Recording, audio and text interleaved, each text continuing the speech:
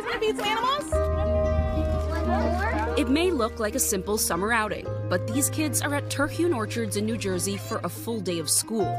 Here, they'll learn about animals, produce, farm operations, and flowers. Good job, Maxwell. What was the best part of today? Feeding the animals. Feeding the animals. These kids are part of the Melanin Village, a collective of Black families that homeschool. Parents work to make learning engaging and warm for their kids after years of feeling let down by public schools. Before the pandemic, only 3% of Black students were homeschooled. By 2021, it shot up to 16%. Many, like Brenea Fairchilds, say they aren't going back. There's a joke amongst homeschoolers that we homeschool, but we're never home. When did you decide that this is what you wanted for your kids? I would say homeschooling has been both a heart and a head decision for me. I looked at the presentation of slavery and the Civil War in U.S. history textbooks, and I saw that, okay, it's not accurate. There you go. Fairchilds founded the Melanin Village to share school materials and organize group activities with families like hers. Many frustrated that their kids weren't taught diverse history, rarely had teachers who looked like them, or got disciplined at higher rates. We're nationwide, right? So we're not just these moms here in New Jersey, but we've got a great group of moms in Arizona, in the Chicago area, in Florida. Like, this has really surpassed my dreams. Village moms say their kids often felt isolated or disconnected in traditional school. Do you want to go to regular school? No. Not one person. For a whole entire day, no. In Detroit, moms Bernita Bradley and Sharice Powell say their homeschooling group, Engage Detroit, has 98 families on the roster. They expect 20 more to join before this school year begins. We don't have times when you've seen generations after generations fail. We don't have time to keep waiting. Do you think the schools are serving Black children? Schools were never designed to serve Black children. And we would tell them, basically help them understand our students, and we would tell them that our children are brilliant. It's just that you all don't try to get to know them. You don't try to get to know, like, how do they learn. Dr. Cheryl Field Smith has studied Black homeschoolers for 17 years. We pushed really hard to get into these public schools, and now the fact that we're pulling it out, we need to pay attention to that. As Black families perhaps exit public school systems, for the Black kids who get left behind, what's going to be there for them? Not only do I worry about that, but also Black home educators worry about that. At 15, Victoria asked her mom, Bernita, to take her out of Detroit schools.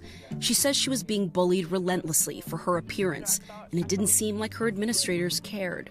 It made me not want to ask questions, you know, or not want to ask specific questions because I'm like, oh, am I like, they're going to call me dumb. When you transitioned to homeschooling, how did you start to feel about yourself? I felt more confident. It was just like kind of like a sunshine, like the clouds opening a little bit. Victoria recently graduated and joined AmeriCorps. Her mom continues to help parents like Sharice, whose 14-year-old Tori needs extra support. Okay, so the boy is eating ice cream. Excellent, excellent. Good job. You give your daughter so much love and attention. Was she getting this in public school? No. No, of course not to this level. The families of the Melanin Village and Engage Detroit hope that their groups inspire school systems to get creative, take kids out of rigid routines, and ensure they are welcoming all kinds of learners. Do you think the schools are going to listen? I mean, the system, does it see what's happening? I think on individual scales that yes, that there are schools who will. Now, if we're talking about the system overall, I think that gets into things that are a bit deeper. I don't want my child to be the guinea pig in the midst of us still figuring this out.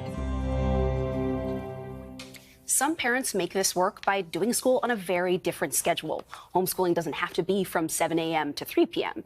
They can work around each other's jobs and do most of their lessons in the afternoon. Some even do lessons on weekend days if that's what's best for them. So are there any challenges parents should expect if they're thinking about homeschooling? I mean, it's a lot of work on the parent side. Absolutely. I think the first one is going to be cost. It can be several $100s, even a couple $1,000s to get started with homeschooling. And that's Is that because of the curriculum? Or? That's because you have to get the curriculum. You have to buy materials, all the kinds of textbooks kids need, and testing programs. And so that's part of the reason these collectives pop up. It's not just to give social support and friends to the kids. It's to share resources, materials, to pass books on, to reduce some of that obstacle so more families can look at this as an option. And Antonia, as kids are going forward and getting ready for college, how are they performing? Is there any evidence that they actually do better? Well, often we find that they actually do better, that they score higher on tests like the SAT and ACT, and that their parents feel like they are more passionate about their subjects. Right. And so they feel, especially some of the parents that I've talked to, like their teenagers are doing even better in college now after having had this experience. It's a great story. It's a hot topic. I think, you know, in pockets of across the country, people are talking about it. If you're in an area where the schools aren't good, and you don't know what to do, you can't afford private school. So many parents are just starting to do it on their own. And you said something which I think is really important, which is that then it will encourage some of our public school systems to meet the moment, to step it up. So it's a good conversation. I notice people are leaving all of a sudden. Yep, it gets better. Tax-based. Yeah. Antonia, thank you. It's good.